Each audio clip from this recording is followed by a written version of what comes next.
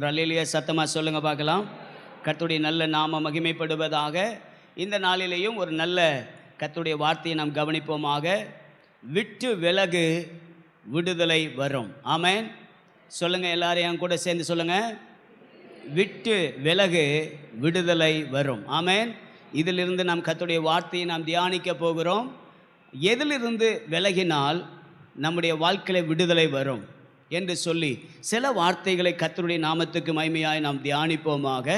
வாசிப்போம். ஆதியாகமத்தின் புத்தகம் 3ஆம் அதிகாரம் 11ஆம் வசனம். அப்பொழுது அவர், நீ நிர்வாணி என்று உனக்கு அறிவித்தவன் யார்? புசிக்க வேண்டாம் என்று நான் உனக்கு விலக்கின விருட்சத்தின் கனியை புசித்தாயோ? வேண்டாம் என்று நான் உனக்கு விலக்கின விருட்சத்தின் கனியை புசித்தாயோ என்றார். ஒரு அல்லேலூயா சத்தமா சொல்லுங்க பார்க்கலாம். ஏதேன் தோட்டத்திலேயே ஆண்டவர் தேவனுடைய பிள்ளைகளாகிய அந்த ஆதாமுக்கும் ஏவாளுக்கும் ஒரு சட்டத்திட்டத்தை, ஒரு ஒழுங்கை கர்த்தர் வைத்திருந்தார்.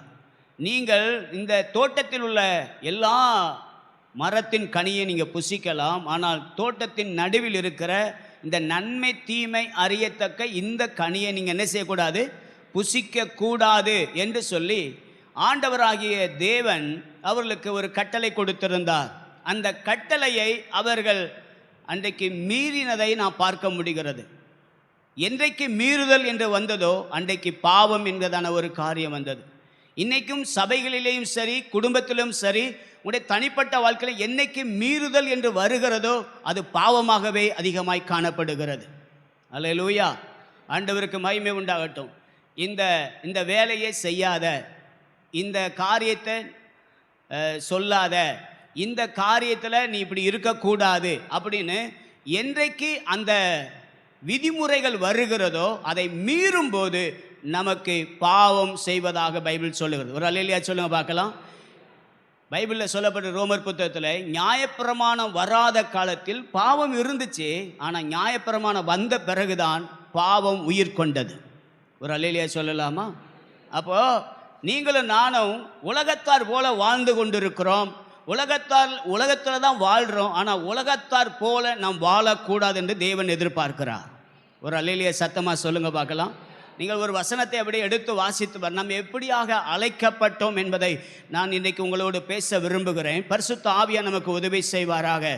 1 பேதுருவின் புத்தகம் எப்படியாக, எதற்காக கர்த்தர் நம்மை அழைத்தார் என்று பைபிளில் நம்ம வாசிக்கிறோம். 1 பேதுருவின் புத்தகம் 2ஆம் அதிகாரம் 9ஆம் வசனத்தை வாசித்து பாருங்கள்.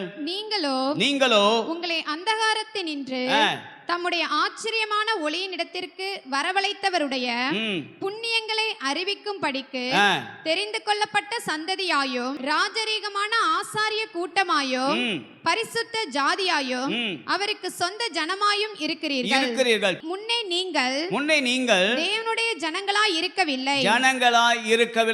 இப்பொழுதோ அவருடைய ஜனங்களாய் இருக்கிறீர்கள். முன்னே நீங்கள் இரக்கம் பெறாதவர்களாய் இருந்தீர்கள். இப்பொழுதோ இரக்கம் பெற்றவர்களாய் இருக்கிறீர்கள். இதெல்லாம் ஆண்டவர் நமக்கு செய்ததான காரியம். 11ஆம் வசனத்தை வாசிங்க. பிரியமானவர்களே, அந்நியர்களும் பரதேசிகளுமாய் இருக்கிற நீங்கள் ஆத்துமாவுக்கு விரோதமாய் போர் செய்கிற மாம்ச இச்சைகளை விட்டு என்ன செய்யணும்? விலகணும். கர்த்தர் நமக்கு ஒரு வரைமுறையை கர்த்தர் கொடுத்திருக்கிறார். அன்றைக்கு ஆதாம் ஏவாள் அவர்கள் விலக்கினதான அந்த விருட்சத்தின் கனியை புசித்த போது மீறுதலினாலே பாவம் வந்தது. ஆனால் உங்களை என்னையும் ஆண்டவர் இந்த உலகத்தின் வழக்கத்தின்படி வாழ்ந்து கொண்டிருந்த நம்மை, இல்லைன்னு சொன்னால் மனசும் மாம்சமும் விரும்பினது போல வாழ்ந்து கொண்டிருந்த நம்மை கிறிஸ்து இயேசுவினாலே அவரோடு இணைத்திருக்கிறார். ஒரு அல்லேலூயா சொல்லுங்க பார்க்கலாம்.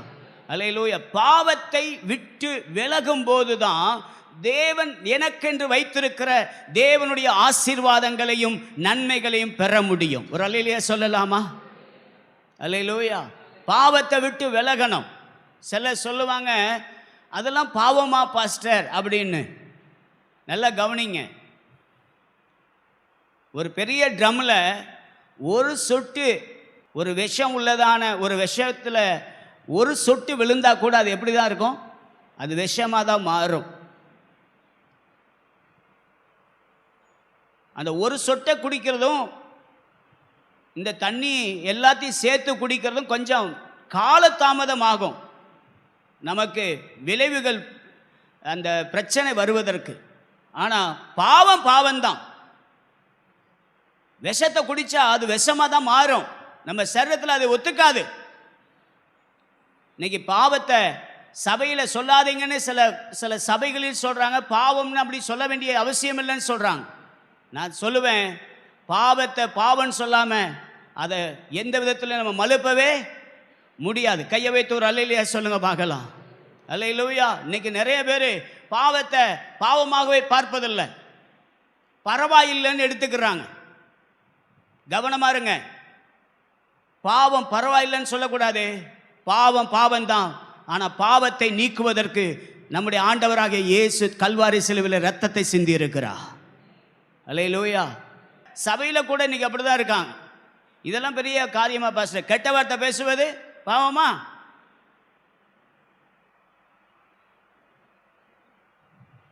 திருடுறது பாவமா? பைபிள் சொல்லுது, கெட்ட வார்த்தை உங்கள் வாயிலிருந்து என்ன செய்யக்கூடாது? புறப்படலாகாது என்று பைபிள் சொல்லுது. அல்லேலூயா. திருடர்கள் தேவனுடைய ராஜ்யத்துக்குள்ள என்ன செய்ய மாட்டாங்க? பிரவேசிக்க மாட்டாங்கன்னு சொல்லுது. அப்போ நாமே பரிசுத்தமாக பாதுகாத்து கொள்ளும்போது, விட்டு விலக வேண்டிய பாவத்திலிருந்து விலகும் போது, தேவன் உங்களுக்கு எனக்கும் கொடுக்கிற ஒரு பெரிய ஆசீர்வாதம் என்ன தெரியுமா? பரிசுத்தம். கையை வைத்து ஒரு அல்லேலூயா சத்தமா சொல்லுங்க பார்க்கலாம்.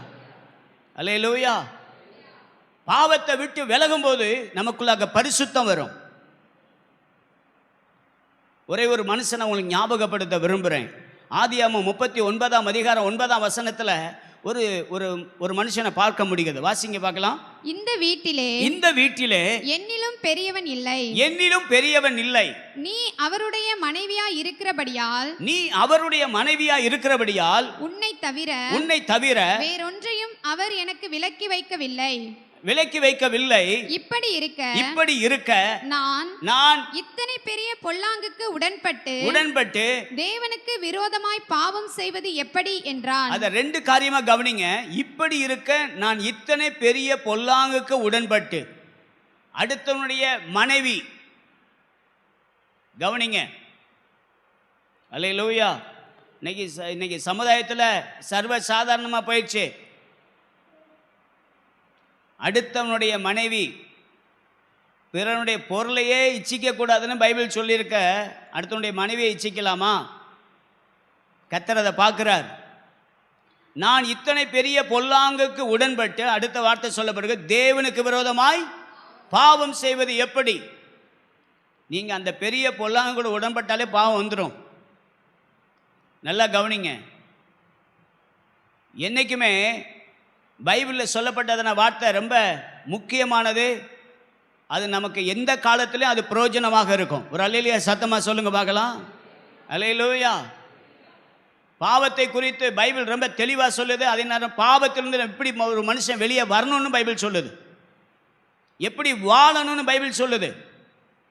இதன்படி நம்ம வாழ்க்கையில் பாவத்தை விட்டு விலகும் போது பரிசுத்தத்தை கர்த்தர் தருகிறார். அந்த யோசேப்பு பாவத்தை விட்டு வெளியே வந்து அவன் பரிசுத்தத்துக்காக தன்னுடைய வாழ்க்கையை காத்து கொண்ட போது வேதம் சொல்லுகிறது, யோசேப்பை அறியாத ராஜா வரும் வரைக்கும் யோசேப்புடைய ஆட்களையோ அவனுடைய இடத்தையோ யாரும் ஒன்றும் செய்ய முடியல. கையை வைத்து ஒரு அல்லேலூயா சத்தமா சொல்லுங்க பார்க்கலாம்.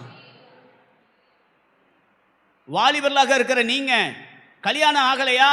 கர்த்தருக்கு முன்பதாக பரிசுத்தமா வாழ்வதற்கு உங்க வாழ்க்கையை அர்ப்பணிக்கும் போது உங்களுக்கு வருகிறதான சகோதரியும் நல்ல பரிசுத்தமாய் வருவாங்க. எத்தனை பேர் ஆமென் சொல்லுவீங்க? குடும்பத்தில் இருக்கிற நீங்க உங்க பிள்ளைகளுக்காக நீங்க உங்க வாழ்க்கையை அர்ப்பணிச்சு ஆண்டவருடைய சமூகத்தில் நான் எந்த விதத்திலும் எந்த பொல்லாங்க செய்ய மாட்டேன்னு பெற்றோர்களை நீங்க சரியா இருக்கும்போது உங்க பிள்ளைகளை கர்த்தர் பாதுகாத்து கிருபையாய் நடத்துவா. ஒரு அல்லேலூயா சத்தமா சொல்லலாமா? பாஸ்டர் ஏதோ நடந்துருச்சு, பாஸ்டர் நடந்துருச்சா? அதிலிருந்து வெளியே வந்துடணும். பைபிள் சொல்லுது, தன் பாவத்தை மறைக்கிறவன் வாழ்வடை மாட்டான். அவைகளை அறிக்கை செய்து என்ன செய்யணும்? அங்கே தான் பாயிண்டே இருக்கு. நம்ம ஆட்கள் இப்போ அறிக்கை பண்ணி நான் தான் உங்களுக்கு சொல்லியிருக்கேனே, இந்த டீ கடைக்காரன் அவன் கையில் வெந்நியை எடுத்து ஊற்றிக்குவான். அப்படி அப்படி ஊற்றும் போது மேலே படும். ஆனால் அவனுக்கு என்ன செய்யாது, என்ன செய்யாது, சுடாது. அவன் கையை பார்த்தாலே நம்ம டீ குடிக்கிற மாதிரியே நமக்கு தோணாது. இல்லையா சொல்லுங்க பார்க்கலாம். ஆனாலும் அதை தான் நம்ம டேஸ்ட்டுன்னு குடிச்சிட்டு வரோம். இல்லையா சொல்லுங்க. அல்லேலூயா. அப்போ பார்த்தா அவன் முத தடவை அந்த வெந்நியெல்லாம் எடுக்கிறப்ப கை சுடும். சமைக்கிற சகோதரர்களுக்கும் தெரியும், வெந்நியோ வேற எந்த ஒரு பொருளை நம்ம சூடு பண்ணால் அந்த கைக்கு சுடும். ஆனால் சிலருக்கு சுடாது. ஏன்னா அதிலே பழகி என்ன செஞ்சாங்க, அது சுடாது. இன்னைக்கு நிறைய பேருக்கு பாவம் செஞ்சு செஞ்சு அறிக்கை பண்ணி அப்படியே அது அவங்களோட மிக்ஸ் ஆயிட்டு. நல்லா கவனிங்க. தாவீது அவன் மனசை சரியா கர்த்தருக்கு முன்பதாக செம்மையா வச்சிருந்த போது சவுளுடைய வஸ்திர தொங்கலை அறுக்கும்போது என்ன செஞ்சான், இருதயம் படக்குன்னு அடிச்சிச்சான். ஹார்ட் துடிக்கிறது சொல்லலை, பாவம் செய்கிறப்ப அடிச்சிச்சான். ஒரு அல்லேலூயா சொல்லுங்க பார்க்கலாம். பாவம் கூட செய்யலைங்க, அவன் போட்டிருந்த ட்ரெஸ்ஸை அந்த வஸ்திர தொங்கலை என்ன செஞ்சானா, அறுத்தானா. அதுக்கே மனசு போட்டு அடிச்சிச்சான். ஆனால் ராஜாவான பிறகு கவனிங்க, ராஜாவான பிறகு தன்னுடைய சோல்ஜர், உண்மையான ஒரு போர்படை வீரனுடைய மனைவியை எடுத்த பிறகு அதை எடுத்ததையும் மறைக்கணும்னு சொல்லி அவனையே கொன்னுட்டான் பாருங்க. இப்போ அவன் மனசு அடிக்கவே இல்லை. கவனிங்க, சில நேரம் நம்ம தாழ்வில் இருக்கும்போது ஒரு பாவத்தை கண்டுபிடிச்சிட்டோமா உடனே நம்ம மனசு படக்குன்னு அடிக்கும். ஆனால் வாழ்க்கையில் சில உயர்வுகளுக்குள்ள மேன்மைக்குள்ளே போக போக நம்ம செய்கிறதெல்லாம் ஒன்றும் பெருசாக தோணாது நமக்கு. தயவு செய்து கர்த்தருடைய சமூகத்தில் சொல்கிறேன், ஆலயத்துக்கு வந்திருக்கிற நீங்கள் பாவத்துக்கு விலகும் போது தான் கர்த்தர் உங்களுக்குள்ள ஒரு பரிசுத்தத்தை தருவா. எத்தனை பேர் ஆமென் சொல்லுவீங்க? அல்லேலூயா. அப்பதான் உங்க வாழ்க்கையில ஒரு ஆவிக்குரிய ஒரு விடுதலையோடு நீங்க வாழ முடியும். ஒரு அல்லேலூயா சொல்லுங்க பார்க்கலாம். ஒரு பாவத்தை செஞ்சிட்டீங்கன்னா கவனிங்க, உங்களை அதை யாருமே பார்க்கல, அங்க உங்க மனசாட்சின்னு ஒன்று இருக்கு பார்த்தீங்களா, அது அடிக்கும்.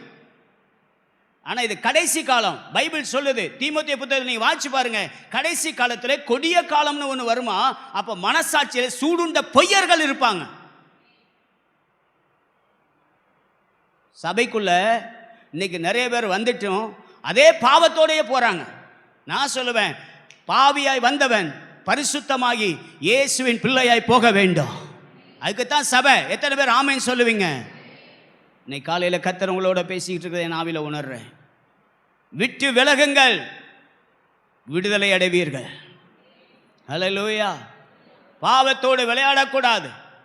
நிறைய பேர் இப்போ பாவத்தோடு விளையாடுறாங்க. அது ஒரு காலம் வரும்போது நானே அதை சரி பண்ணிடுவேன் பாஸ்டர். பிரதர், உங்கள் பிள்ளை செஞ்சால் நீங்கள் ஏற்றுக்குவீங்களா? உங்கள் பிள்ளை இப்போ இதே மாதிரி செய்து, நீங்கள் செஞ்ச மாதிரியே செய்து ஏற்றுக்க முடியுமா? சொல்லுங்க. உங்கள் பிள்ளைக்கு ஒரு நியாயம், உங்களுக்கு ஒரு நியாயமா? பாவத்தை விட்டு விலகுங்க. அதிலே உட்கார்ந்துருந்தீங்கன்னா ஒரு காலம் வருது. நான் தான் முன்னாடி உங்களுக்கு ஒரு கதை சொல்லியிருக்கிறேன். ஒரு சகோதரிக்கு பாம்பை வளர்க்கணும்னு ஆசை இருந்துச்சான். அவ அந்த ஒரு பாம்பை குட்டியிலிருந்து வளர்த்தாலாம். ஆனால் அது ஒரு மலைப்பாம்பு மாதிரி உள்ளதான இது நல்லா நெடுன்னு வளர்ந்துருச்சு. டெய்லி அதுக்கு முட்டை போடுவா, பால் ஊற்றுவா. அப்படிதான் அது வளர்ந்துச்சு. ஒரு காலகட்டம் வந்தபோது இவள் படுத்திருக்கிறதான அந்த பெட்டில் அந்த பாம்பு படுத்திருந்துச்சு. இவக்குள்ள கதவை திறந்து உள்ள போகும்போதே அந்த பாம்பு ஒரு வித்தியாசமா அவளை முறைச்சி பார்ப்பது போல இவ ஃபீல் பண்ண ஆரம்பிச்சா. உடனே ஃபோன் பண்ணிட்டா. இந்த பாம்பெல்லாம் பிடிக்கிறவங்களுக்கு ஃபோன் பண்ணனா அரசாங்கத்திலேருந்தே வந்துட்டாங்க. என்ன விஷயம்? இல்லை, இத்தனை நாள் இந்த பாம்பை நான் வளர்த்தேன், நான் தான் வளர்த்தேன், நான் தான் அதுக்கு பால் ஊற்றினேன், நான் தான் அதுக்கு முட்டையை போட்டு அதை வளர்த்து இவ்வளவா வச்சிருக்கிறேன். ஆனால் இன்னைக்கு இத்தனை நாள் பார்க்காத ஒரு காட்சி பார்க்கிறேன். அது என் பெட்டில் படுத்து அது நீளமாக படுத்திருக்குது, என்னை முறைச்சி பார்க்குது, என்னன்னு எனக்கு தெரியல. ஆனால் பாம்பு பிடிக்கிறவனுக்கு அதனுடைய சிக்னல் எல்லாம் நல்லா தெரியும்னு. அதனால அவன் சொல்கிறான், மேடம் உள்ள போயிடாதீங்க. நம்ம முழுங்கிறதுக்கு இவங்களுடைய ஹைட்டும் நம்ம முழுங்கத நமக்கு சரீரமும் சரியா இருக்கான்னு அதை அளவு பார்த்துக்கிட்டு இருக்கு. உள்ள போயிடாதீங்க. ஒரு அல்லேலூயா சத்தமா சொல்ல முடியுமா? நீங்க பாவத்தோடு நீங்க வாழ்ந்துகிட்டே இருந்தீங்கன்னா, பாவத்தோடு நீங்க விளையாட ஆரம்பிச்சீங்கன்னா ஒரு காலம் வரும். வேதம் சொல்லுகிறது, பாவம் செய்கிற ஆத்துமா சாகும். வெண்ணிசுலால நடந்ததான நிலநடுக்கம் நம்ம ஏரியால வராதா? வந்த நம்முடைய நிலைமை என்ன? 2 நாளைக்கு முன்னாடி ஒரு நல்ல ஃபங்க்ஷன்ல நல்ல சிரிச்ச முகமா நின்னதான மனுஷன் முத நாள் கேக் வெட்டி இருக்காரு, 2வது நாள் செத்து போயிட்டாரு. கவனம் செலுத்துங்க. பாவத்தோடு வாழாதீங்க. பாவத்தை விட்டு விடுங்கள்.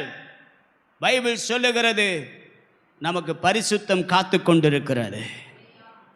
அல்லேலூயா. வேத வசனம் சொல்லுது. நல்லா கவனிச்சுக்கோங்க. இந்த உலகத்தில் எவ்வளவு பெரிய மேன்மையான ஆட்கள் இருந்தாலும் பரலோகம் கிடைக்காது. பரிசுத்தமாக வாழ்ந்தால் நமக்கு பரலோகம் கிடைக்கும். கையை வைத்து ஒரு அல்லேலூயா சத்தமா. அல்லேலூயா. நன்றாய் கவனியுங்கள். இன்னொரு மனுஷனை உங்களுக்கு ஞாபகப்படுத்த விரும்புகிறேன். யோனாவின் புத்தகம் 3ஆம் அதிகாரம் 6ஆம் வசனத்திலிருந்து வாசிக்க அன்போடு கேட்கிறேன். யோனாவின் புத்தகம் 3ஆம் அதிகாரம். இந்த செய்தி நினிவேயின் ராஜாவுக்கு எட்டின போது அவன் தன் சிங்காசனத்தை விட்டு எழுந்து தான் உடுத்தியிருந்த உடுப்பை கலற்றி போட்டு இரட்டை உடுத்திக் கொண்டு சாம்பலிலே உட்கார்ந்தான். மனுஷரும் மிருகங்களும் இரட்டினால் மூடிக்கொண்டு தேவனை நோக்கி உரத்த சத்தமாய் கூப்பிடவும் அவரவர் தம் பொல்லாத வழியையும் தம் கைகளில் உள்ள கொடுமையையும் விட்டு திரும்பவும் கடவர்கள். கவனிங்கம்மா ஒரு நிமிஷம். அந்த 3ஆம் அதிகாரத்துல 8வது வசனத்துல திரும்பவும் கடவர்கள், 9வது வசனத்தில் திரும்புவார்கள் என்று கூறினான். 10வது வசனத்துல மனஸ்தாபப்பட்டு அதை செய்யாதிருந்தார். கையை வைத்து ஒரு அல்லேலூயா சொல்ல பார்க்கலாம். அதுல 10வது வசனத்துல ஒரு வசனம் இருக்கு, வாசிங்க. 10வது வசனம், அவர்கள் தங்கள் பொல்லாத வழியை விட்டு திரும்பினார்கள் என்று தேவன் அவர்களுடைய கிரியைகளை பார்த்து தாம் அவர்களுக்கு செய்வேன் என்று சொல்லி இருந்த தீங்கை குறித்து மனஸ்தாபப்பட்டு. கையை வைத்து ஒரு அல்லேலூயா சொல்லுங்க பார்க்கலாம். நீங்க உண்மையா மனம் திரும்பினீங்கன்னா உங்க செய்கையில தெரியணும். ஒரு அல்லேலூயா சத்தமா சொல்லுங்க. சகேயு இருக்கார் பாருங்க. அவரு இன்னைக்கு நான் உன் வீட்டில் தங்கணும் அப்படின்னு இயேசு சொன்னது தான். அவர் சொல்றாரு, நான் யார்கிட்டயாவது அநியாயமாக வாங்கியிருந்தேன் என்ன செய்வேன்? நாளை தனியாக திரும்ப கொடுப்பேன். என்னுடைய ஆசையை பாதியை விற்று என்ன செய்வேன்? ஏழையில் கொடுப்பேன். இதை சொன்னவன்னா இயேசு என்ன சொன்னார்? இந்த வீட்டுக்கு ரட்சிப்பு வந்தது. நல்லா கவனிங்க. அவனுடைய கிரியைகளை கர்த்தர் பார்க்கிறார். சபையில் கர்த்தர் உங்கள்கிட்டையும் என்கிட்டையும் எதிர்பார்க்கறது என்ன தெரியுமா? உண்மையான மனம் திரும்புதல். கையை வைத்து ஒரு ஆமென் சொல்லுங்க பார்க்கலாம். உண்மையான மனம் திரும்பினா நீங்கள் மறுபடியும் பாவத்துக்குள்ளே போக மாட்டீங்க. அல்லேலூயா சொல்லுங்க பார்க்கலாம். நீங்கள் பாவத்துக்குள்ளே போகும்போது தான் சாட்சியற்ற ஜீவியை நமக்குள்ளே வருகிறது. மற்றவர்கள் நமக்கு சாட்சி இல்லாத ஒரு நிலைமையை பார்க்கும்போது அவங்க ரட்சிக்கப்படாமல் போயிடுவாங்க. நல்லா கவனிச்சுக்கோங்க. கர்த்தருக்கு ஸ்தோத்திரம். கர்த்தர் இந்த வாரத்தில் எனக்கு இந்த அற்புதத்தை செய்தார். இந்த சாட்சியை காட்டில நம்ம சாட்சியாக வாழ்கிறோம் பாருங்க, அதுதான் பெரிய சாட்சி. கையை வைத்து ஒரு ஆமென் சத்தமாக சொல்லுங்க. பாவத்தை விட்டு விடுங்கள், விடுதலை பெறுவீர்கள். குமாரன்களை விடுதலை ஆக்கினால் மெய்யாகவே விடுதலை ஆவீர்கள். அந்த விடுதலை இயேசு ஒருத்தர் தான் நமக்கு கொடுக்கிறார். ஒரு அல்லேலூயா சொல்லுங்க பார்க்கலாம். இந்த இடத்துல வந்திருக்கிற நீங்கள் அந்தரங்க பாவம் இன்னைக்கு நிறைய பேர், எத்தனை பேர் கொலை பண்ணியிருக்கீங்க அப்படின்னா நீங்கள் யாருமே கையை வைத்த மாட்டீங்க. ஆனால் எத்தனை பேர் உங்கள் சகோதரர்களை வார்த்தையில் கொன்றிருக்கீங்க அப்படின்னா இவ கையை வைத்த சொன்னால் நீங்கள் கையை வைத்த மாட்டீங்க. ஆனால் ஒன்று மாத்திரம் தெரியும், நிறைய பேர்த்த கொன்றிருக்கீங்க. உண்மையான மனம் திரும்புதல் இருந்தால் இன்றைக்கி நிறைய பேர் நம்மளை வெட்டுறாங்க. ஆனால் ஒரு காலத்தில் உண்மையான மனம் திரும்புதல் இருந்தா நம்ம வார்த்தையில் கர்த்தருக்கு முன்னாடி சரியா நிற்கணும். கையை வைத்து ஒரு ஆமென் சத்தமா சொல்லுங்க. நம்பர் 2, சாபத்தீடானதை விட்டு விலகுங்கள், விடுதலை பெறுவீர்கள். யோசுவாவின் புத்தகம் 7ஆம் அதிகாரம் 1ஆம் வசனத்தை வாசிங்க. இஸ்ரவேல் புத்திரர் சாபத்தீடானதிலே துரோகம் பண்ணினார்கள். கவனிங்க, எரிகோ கோட்டைக்குள்ளாக இவங்க போக முடியல. கானான் தேசத்துக்கு போவதற்கு கானானுக்கு பக்கத்தில் தான் இந்த எரிகோ இருக்கிறது. கானானை சுதந்திரிக்க இந்த எரிகோ ஒரு தடையாக இருக்கிறது. அப்போ இந்த எரிகோவை வீழ்த்துறதுக்கு ஆண்டவர் அவர்களிடத்தில் என்ன எதிர்பார்த்தார் சொன்னா, 7 நாள் எப்படி போனோம்? அமைதியா போனோம். 7வது நாள் 7வது முறை என்ன செய்யணும்? சத்தமா ஆர்ப்பரிக்கணும்னு சொன்னார். கையை வைத்து ஒரு ஆமென் சொல்லுங்க பார்க்கலாம்.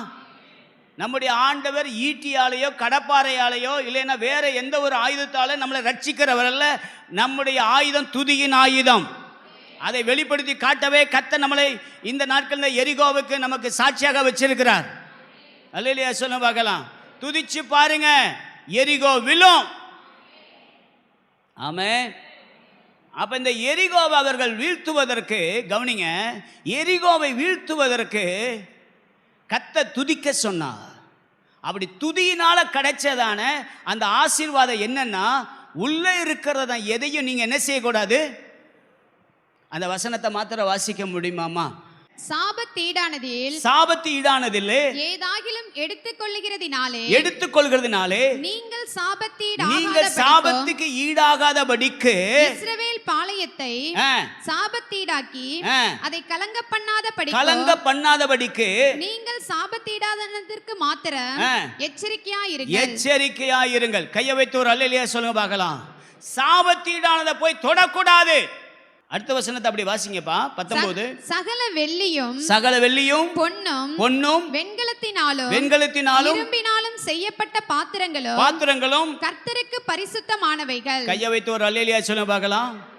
ஏன் தொடக்கூடாது? அது கர்த்தருக்கு பரிசுத்தமானது. அதை நம்ம தொட்டா அதுக்கு நம்ம சாபம். கர்த்தர் ஒரு முறையை வச்சிட்டாரா, அதுலேருந்து நம்ம மாறவே கூடாது. ஒரு அல்லேலூயா சொல்லுங்க பார்க்கலாம். அடுத்துமா, அவைகள் கர்த்தரின் பொக்கிஷத்தில் சேரும் என்றார். அது கர்த்தரின் பொக்கிஷத்திலே சேரும். கையை வைத்து ஒரு அல்லேலூயா சொல்லுங்க பார்க்கலாம். தேவ சமூகத்துக்கு கொண்டு வர வேண்டியதை கூட நம்ம எடுத்தால் அது சாபமாக அமைகிறது.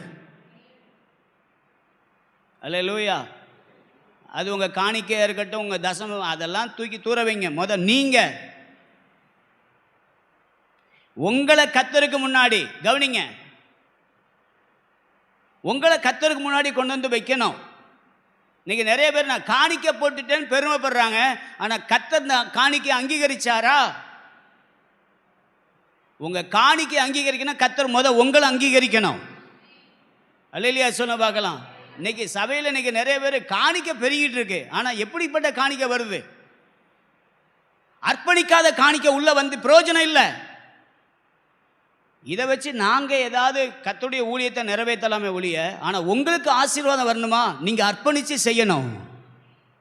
எத்தனை பேர் ஆமென் சொல்லுவீங்க? ஒரு அல்லேலூயா சொல்லலாமா? 24ஆம் வசனத்தை அப்படியே வாசிங்கம்மா.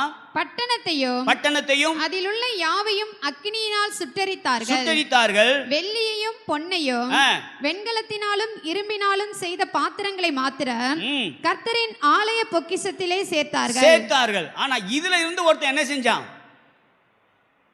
ஆகான். இந்த ஆகான் இதெல்லாம் பேரை பாருங்க, ஒரே மாதிரி வருது. அல்லேலூயா. இந்த ஆகான் என்ன செய்தான் பாருங்க, இதுல இருந்து ஒரு சில காரியத்தை எடுத்து எங்க வச்சிட்டான்? அவன் கூடாரத்துக்குள்ள, அதுவும் நடுவுல வச்சிருக்கான். சிலருடைய பாவமெல்லாம் எங்க இருக்கு? வேற எங்க இல்லை, இங்க உள்ள. செல்போனா பாக்குறிய? தோத்திரங்கர்த்தாவே, ஒரு அல்லேலூயா சத்தமா. ஆமென். உங்கள் செல்ஃபோனை எல்லோரும் பார்க்குறாங்களா? இல்லை ஹிஸ்ட்ரியில் ஏதாவது போய் அழிச்சிக்கிட்டு இருக்கீங்களா? நம்பர் லாக்கு போட்டாலே எனக்கு எதோ சந்தேகமாக வந்துடும். இல்லையா சொல்லுங்கள். ஏம்மா என் நம்பர் சொல்லுமா, என் செல்ஃபோன் நம்பர் சொல்லுங்கள். அவங்களுக்கு தெரியுது. அது என்ன பூட்டி வைக்கிறதுன்னு உள்ளே வச்சுக்கிறாங்களாம். புருஷனுக்கு தெரியாமல் மனைவிக்கு, மனைவிக்கு தெரியாமல் புருஷன், பெற்றோர்களுக்கு தெரியாமல் பிள்ளை. இது என்ன குடும்பமா? சாபம். மறைச்சு வச்சாலே சாபம் உள்ள இருக்குன்னு அர்த்தம். ஒரு அல்லேலூயா சத்தமா? அல்லேலூயா. சுட்டெரிக்க வேண்டியதை சுட்டெரிக்க வேண்டும், அகற்றப்பட வேண்டியதை அகற்ற வேணும்.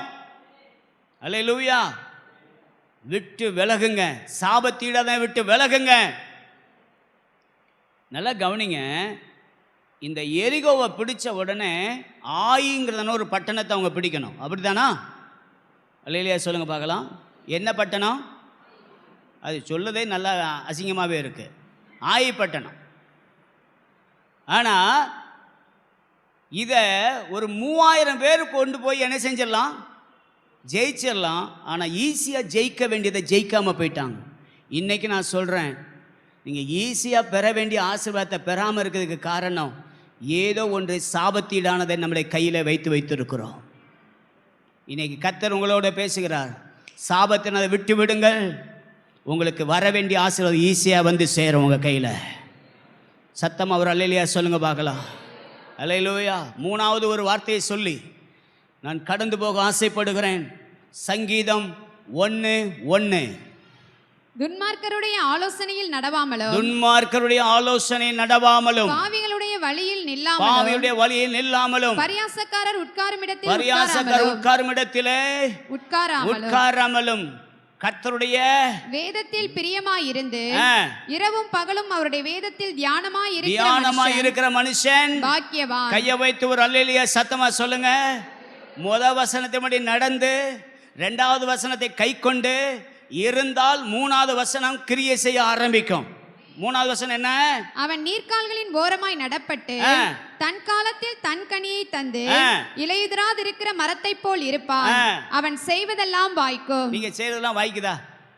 கவனமா இருங்க. அவன் செய்வதெல்லாம் வாய்க்கும்னு சொன்னீங்களா ஆண்டவரே? முன்னாடி உள்ளதெல்லாம் செஞ்சீங்களா? துன்மார்க்கனோடு ஐக்கியம் கொள்ளக்கூடாது. எத்தனை பேர் ஆமென் சொல்லுவீங்க? அல்லேலூயா. 2 நாளாகம புத்தகத்துல 19ஆம் அதிகாரம் 2வது வசனத்தை வாசிச்சு பாருங்க. அப்பொழுது அனானியின் குமாரனாகிய யெகூ என்னும் ஞானதிருஷ்டிக்காரன் புறப்பட்டு அவனை சந்தித்து யார? யோசபாத் ஒரு நல்ல ராஜா. ஒரு அல்லேலூயா சொல்ல பார்க்கலாம். யூதா ராஜா, கர்த்தருக்கு பயந்த ராஜா, கர்த்தருடைய காரியங்களை நேர்த்தியா செஞ்ச ராஜா, நல்ல ராஜா தான். ஆனா வாசிங்க, இவன் என்ன செஞ்சான்? ராஜாவாகிய யோசபாத்தை நோக்கி துன்மார்க்கனுக்கு துணை நின்று. துன்மார்க்கனுக்கு என்ன செய்த? துன்மார்க்கனுக்கு துணை நின்னா கர்த்தர் விரும்புவாரா? வாசிங்கம்மா. கர்த்தரை பகைக்கிறவர்களை நீர் சிநேகிக்கலாமா? கர்த்தரை பகைக்கிறவர்களை நீ சிநேகிக்கலாமா? இது நிமித்தம் கர்த்தருடைய கடுங்கோபம் உம்மேல் வர இருந்தது. கையை வைத்து ஒரு அல்லேலூயா சொல்லலாமா? நிறைய பேருடைய வீட்டில் கடுங்கோபம் இருக்கு. கர்த்தருடைய கடுங்கோபம் இருக்கு. ஏன் தெரியுமா? துன்மார்க்கனோடு அலைகிறது. துன்மார்க்கனுடைய ஆலோசனையிலே போகக்கூடாதுன்னு சொல்லுது. துன்மார்க்கனுடைய ஐக்கியம் கொள்வது எப்படி கர்த்தர் விரும்புவார்? ஒரு அல்லேலூயா சத்தமா சொல்ல முடியுமா? அல்லேலூயா. 20:35 வாசிங்கம்மா. அதற்கு பின்பு யூதாவின் ராஜாவாகிய யோசபாத் பொல்லாப்பு செய்கிறவனான அகசியா என்னும் இஸ்ரவேலின் ராஜாவோட தோழமை பண்ணினான்.